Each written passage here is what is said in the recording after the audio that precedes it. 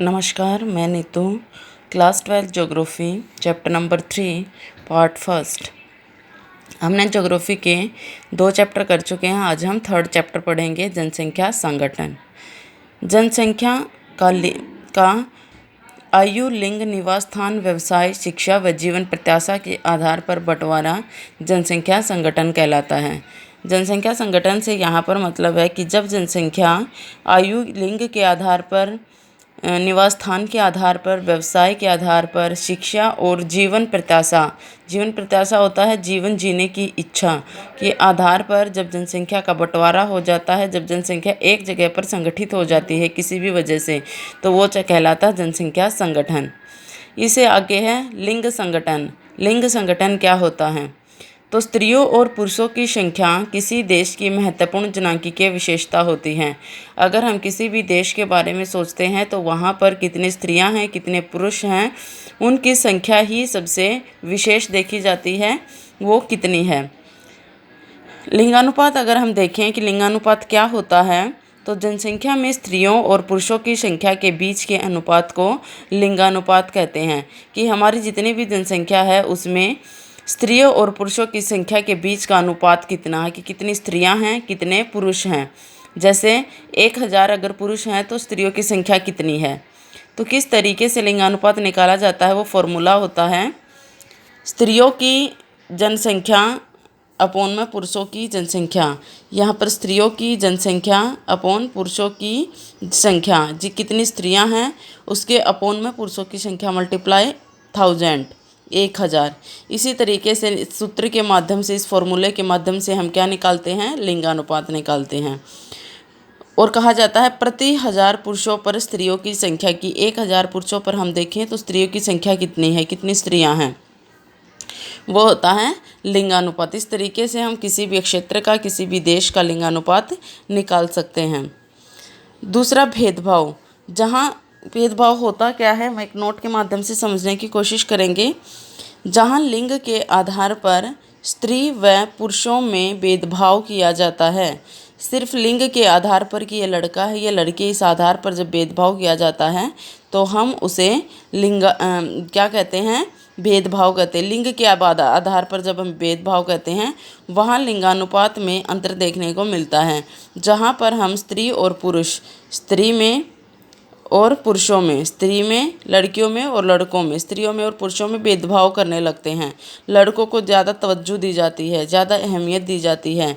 हम यहाँ पर ज़्यादा लड़का चाहते हैं, तो हम ये भेदभाव होता है, जिसके कारण जो लिंगानुपात होता है उसमें भी काफ़ी असमानता देखने को मिलती है। यह जो असमानता होती है, इसका प्रमुख कारण होता है कन्या भ्रूण हत्या, घरेलू हिंसा की प्रथा।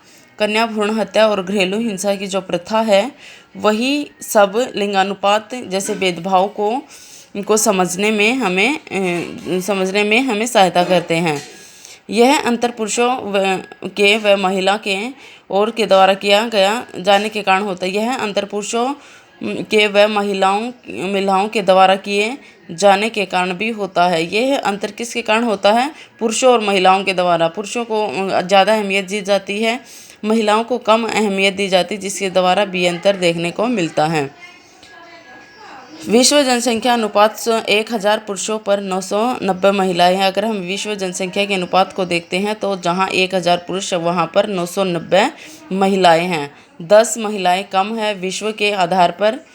अगर हम सबसे ज़्यादा की बात करें, सबसे ज़्यादा लिंगानुपात लैटविया में है, जो 1187 है। मतलब 1000 पुरुष है, वहाँ पर 1187 महिलाएं हैं। सबसे कम संयुक्त अरब अमीरात में है, जो 468 है। 1000 पुरुषों पर 468 महिलाएं हैं। आप ही देख सकते हैं कि ये आंकड़ा बहुत ज़्यादा कम है। तो जहाँ पर लैटविया में इतना ज़्यादा है, वहाँ पर संयुक्त अरब अमीरात में बहुत ही कम देखने को मिलती हैं महिलाएं। इसी आधार पर देखें तो विश्व की जो जनसंख्या है वो 1000 पुरुषों पर 990 महिलाएं हैं। इससे आगे अगर हम बढ़ते हैं तो आप लोगों को मैं आशा करती हूँ समझ आ गया होगा। इससे आगे है आयु संरचना। विभिन्न आयु वर्ग के लोगों की संख्या को प्रदर्शित करती है। यहाँ पर प्रमुख इम्पोर्टेंट बात समझने की है आयु संरचना। क्या होती है आयु संरचना, किस तरीके से हम पिरामिड के माध्यम से जो आगे आने वाले मेन पॉइंट्स में समझेंगे। तो आयु संरचना क्या होती है, जब हम आयु वर्ग के आधार पर संख्या को प्रदर्शित करते हैं कि आयु कितनी है। इस आयु संरचना के आधार पर हम जब इसको डिवाइड करते हैं तो 3 पार्ट्स में डिवाइड करते हैं। पहला होता है 0 से लेकर 14, मतलब 0 से 14 साल तक के बच्चे। दूसरा होती है 15 से 59 और तीसरा होता है 59 से अधिक। अगर हम ध्यान देकर समझेंगे तो आप लोग भी समझ सकते हैं कि 0 से 14 साल के जो बालक होते हैं वो एक बालक वर्ग होता है, बच्चों का समूह होता है, बच्चा वर्ग होता है, बालक वर्ग होता है, निर्भर जनसंख्या होती है। मतलब ये जो वर्ग होता है वो काम नहीं कर सकता, ना ही पैसे कमा सकता है, ना ही घर से बाहर जा सकते हैं। ये डिपेंड होते हैं अपने पेरेंट्स पर। तो 0 से 14 साल का जो बच्चा होता है वो पूर्ण रूप से निर्भर होता है, निर्भर जनसंख्या होती है। इससे प्रोडक्शन होती है वो ख़त्म बिल्कुल नहीं होती, 0 के बराबर। 15 से 59 साल के बच्चे कार्यशील जनसंख्या होती है। जो इंसान होते हैं 15 से लेकर 59, 15 से लेकर 59 साल के होते हैं, वो कार्यशील जनसंख्या होती है, कमाते हैं, प्रोडक्शन होती है, पैसा कमाते हैं। जनसंख्या भी यहीं पर, जनसंख्या का प्रोडक्शन भी देखें तो 15 से 59 साल के बीच में ही होता है। पैसे कमाते हैं, नौकरी करते हैं और तो हम इस 15 से 59 साल के जो व्यक्ति होते हैं उनको कार्यशील जनसंख्या के अंदर इंक्लूड करते हैं। दूसरा होता है 59 से अधिक, वृद्ध या निर्भर जनसंख्या। 59 से अधिक अगर हम देखें 60, 61, 62 या इससे ऊपर के जो व्यक्ति होते हैं वो वृद्ध हो जाते हैं, बूढ़े हो जाते हैं, वो काम करने में सक्षम नहीं होते हैं। तो इस तरीके की जो संख्या होती है, जनसंख्या होती है, वो निर्भर जनसंख्या के अंदर ही हम इंक्लूड करते हैं।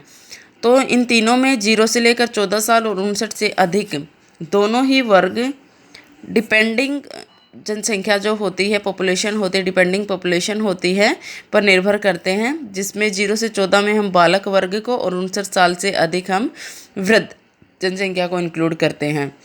दूसरा हम देखते हैं तो 15 से लेकर 59 साल की जो जनसंख्या होती है वो कार्यशील जनसंख्या होती है, प्रोडक्टिव पॉपुलेशन होती है, जो पैसे कमाती है, नौकरी करती है, बच्चे पैदा करते हैं और जनसंख्या में भी भागीदारी करते हैं। यहाँ पर जनसंख्या भी बढ़ती है इनसे, और यहाँ पर ये पैसा कमाने के काम या अन्य जो काम होते हैं वो भी 15 से 59 साल के बीच का वर्ग ही करता है।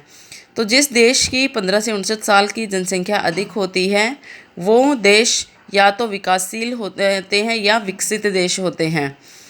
जहाँ पर 0 से 14 और 59 साल से अधिक जनसंख्या होती है वहाँ पर कम देखने को मिलता है, वो वाला क्षेत्र है वो बेरोज़गार होता है।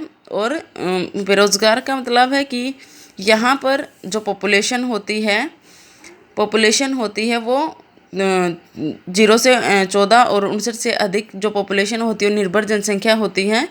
तो ये दोनों ही तरीके के अगर हम पिरामिड की बात करते हैं तो वो अलग अलग होते हैं। किसी देश में जनसंख्या अधिक होने का मतलब है उस देश में जन्म दर ऊँची है। जिस देश में जनसंख्या अधिक होती है, किसी देश में युवा जनसंख्या अधिक होने का मतलब है उस देश में जन्म दर ऊँची है। अगर जहाँ पर जन्म दर ऊँची होती है वहाँ पर जनसंख्या अधिक होती है। जनसंख्या युवा जनसंख्या अधिक, अगर 15 से 59 साल की जनसंख्या अधिक है तो वहाँ पर जन्म दर भी ऊँची होती है, क्योंकि यही एज होती है जो कि रिप्रोडक्शन में या बच्चे पैदा करने में सक्षम होती है। प्लीज़ बेटा, ओके। तो ये हमारी फर्स्ट वीडियो थी चैप्टर 3 की। आगे के पॉइंट्स हम आगे की वीडियो में करेंगे। तब तक के लिए धन्यवाद।